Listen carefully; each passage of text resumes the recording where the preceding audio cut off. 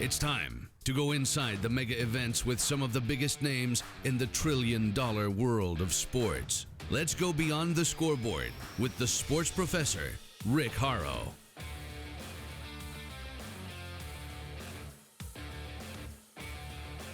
I'm the sports professor, Rick Horrow. Welcome to Beyond the Scoreboard, Inside the Mega Events.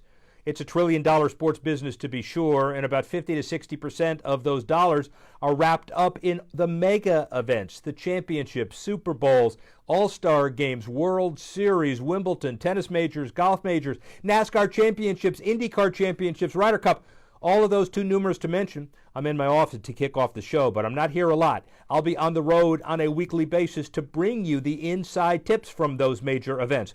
The balance sheets, who wins, who loses, the interviews, how you put on the events, and how you sustain them. This is all brought to you by Edelman Financial. Money doesn't come with instructions. That's why we created Edelman Financial Services to help you with everything from college and retirement planning to managing your investments, helping you achieve retirement security.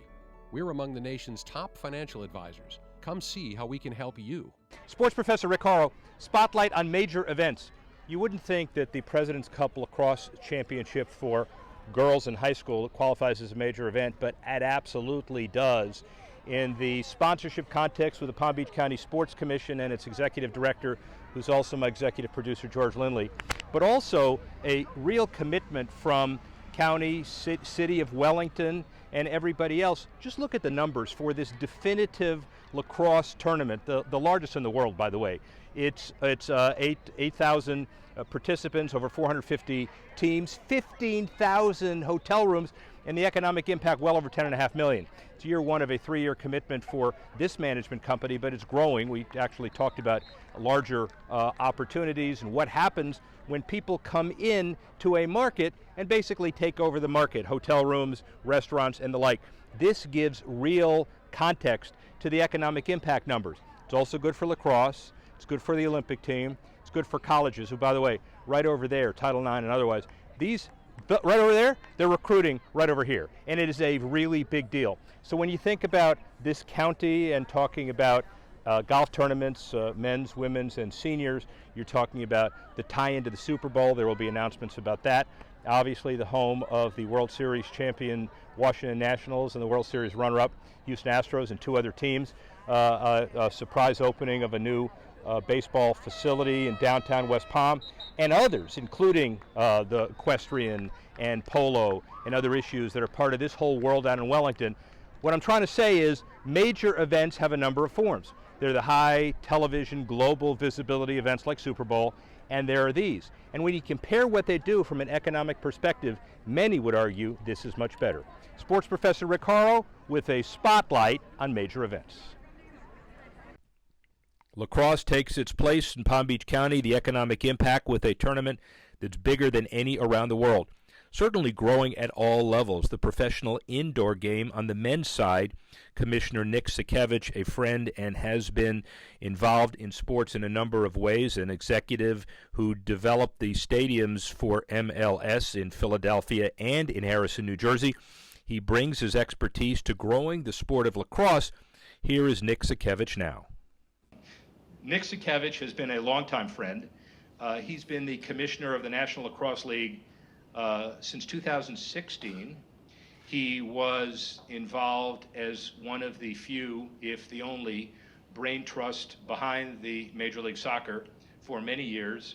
He built, almost single-handedly, with a little bit of help, Red Bull Stadium in Harrison, New Jersey, and the Philadelphia Union Stadium, and then got out of soccer. He exited voluntarily soccer, and now he has been the full-time commissioner of the National Lacrosse League in a 30-year league, and has taken it from the effective dark ages to one of the newest, greatest, best leagues you could possibly imagine. So, Nick Sakevich, further elaboration. Nick, you were, as I said and mean, in many ways, the king of soccer for a long time. You grew up as a soccer player. You grew up as one of the world-class goalies that nobody knew. You grew up as a business guy in soccer. Then you went over to lacrosse, and the transition has been seamless. What made it so seamless? I understand it's harder than I'm making it out to be, but you still had to master 2 sports, even though there were some common principles involved. I'm a glutton for punishment. Selling a sport, international sport in a country in the 80s and 90s that a country really didn't want to embrace was really difficult. And look at it today. Learned a lot of lessons in that league, most of which were that if you stick at something long enough and you stick around long enough, that you can make something really, really successful. And today, 2 stadiums in my trophy cabinet and 3 teams managed and owned the Philadelphia Union at the end was a great journey. But I'm even more excited, and that felt actually like a once-in-a-lifetime opportunity. But then leaving that, going into another niche sport, someone mentioned about how important niche sports are. Lacrosse is kind of the soccer of the 70s and 80s. It's a growing sport. It's booming sport, in fact. We're sitting in a market where it's been a historical sport for many, many years, but now it's growing across the continent, across the world, actually. Over 55 countries now play the sport. And it really speaks to what Paul said earlier, is that there are shifts and changes in society with the next generation of leaders coming through. The millennial and Gen Z generation is a group of two very large groups of consumers that care about cause, and how it all ties back to what these folks are doing here at EVERFI and what you're doing at United Way, and what many of the leagues and teams are really beginning to understand is that sports teams and leagues are a fabric of the community, and not always has sport and professional teams understood that. I think the Gen Z and millennials are making them understand that. Why? Because they care about cause. It's no longer they buy a ticket and come to a game. They want to be part of that game, and they're only coming if they believe in that league and that sport.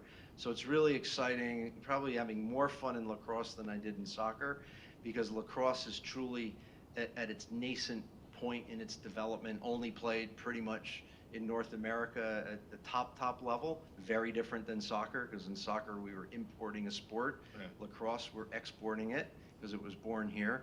So it's an interesting time, but frankly, I just love projects that people say you can't succeed in. And they did that in MLS, and it succeeded, and people are kind of saying that about lacrosse, but we're growing and booming right now.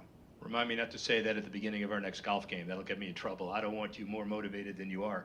The bottom line, too, of how I perceive your comments is that a lot of new organization heads will treat philanthropy and social good and community activism as kind of a second phase. Let's get ourselves organized, let's get the metrics right, then we can afford to give. Heard that a lot. Sounds like to reach millennials, especially in this digital world, you've got to be all in on what an athlete is and what that platform and asset does for the community as well. Talk about that for a second. Yeah, well, I think the millennial and Gen Z generation is changing the way we're viewing sport. The iPhone in your pocket's a television today, and it's a marketing tool. And we're really fortunate in lacrosse because we have a built-in cause to our marketing, to our brand narrative, and that's the indigenous native population. 10% of the professional players in our league are amongst the best players in the world, and 10% of our toll players are indigenous, Native Canadians or Native Americans. So we have a built-in cause right out of the gate that we're able to wrap our brand around and go to the market. We invest heavily in that. It's front and center of our philanthropic activity. Those communities are amongst the poorest in Canada and the US.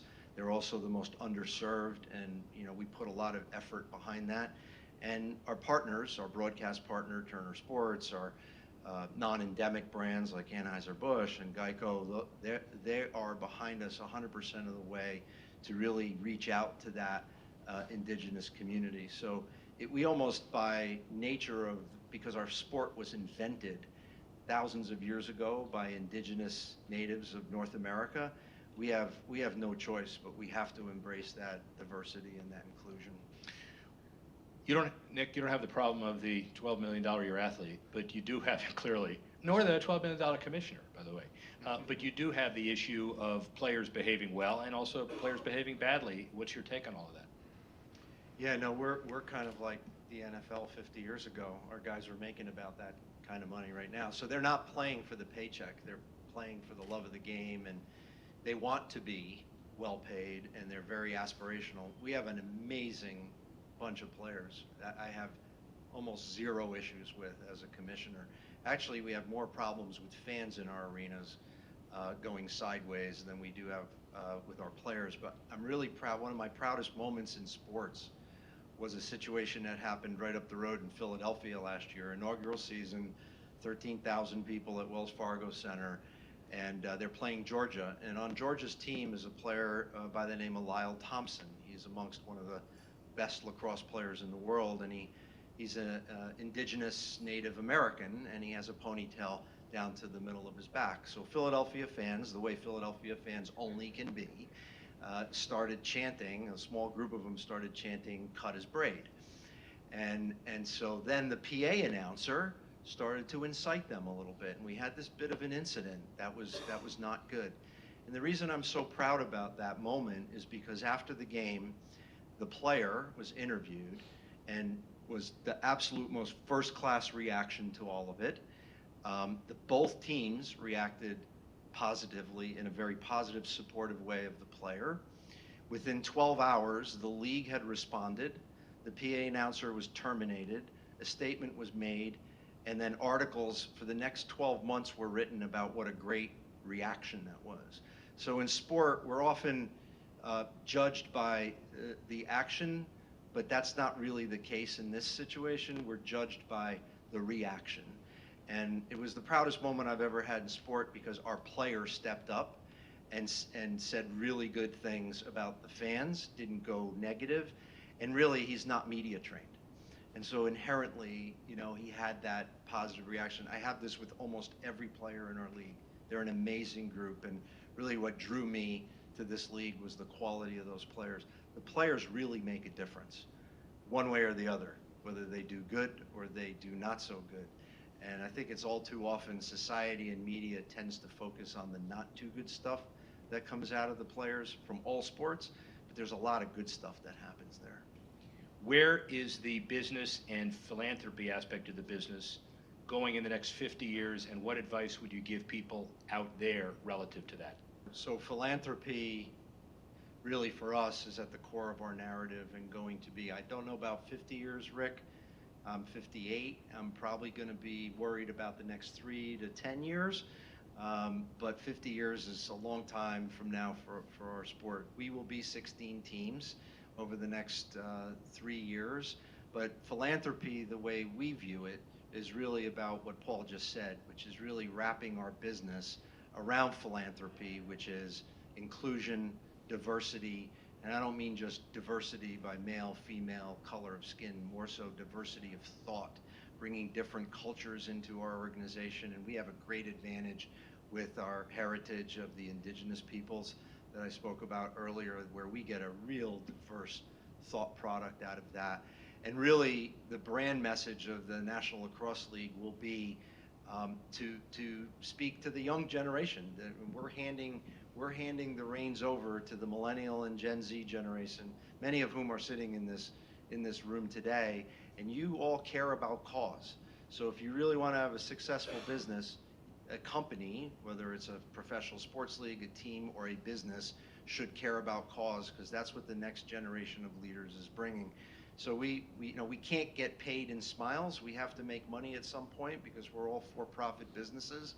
But by having a really well-founded narrative around cause, A, it's doing the right thing, and B, it's just good for business, is to be able to wrap yourself around what's your particular cause to the marketplace, because that next wave of consumers, baby boomers, we're all dying, we're all aging out, but that next wave is coming, and they're bigger than the baby boomers. So I see the next 3 to 5 years of the NLL is going to be very focused, at least under my leadership, on philanthropy, but in a way that wraps ourselves around a particular cause.